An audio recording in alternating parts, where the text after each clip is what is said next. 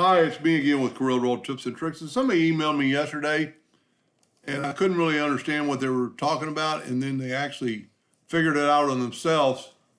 Because okay, you've got a rectangle, and this is your right mouse button, and if you'd go with this selected, you'd click the no fill with the right mouse button. It would come up with this menu, and you ought to be able to make this no color.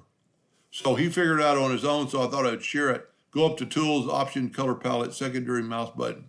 So we'll go to Tools, Options, Customization, Color Palette. Let me move this out of the way. Color Palettes, and right here, somehow you inadvertently change this to Set Color Outline. He'd set it to Context Menu. Then hit OK. Now when we take this box and we left click, let's right click Fill. Well, no, let's don't. So you can see the color go away.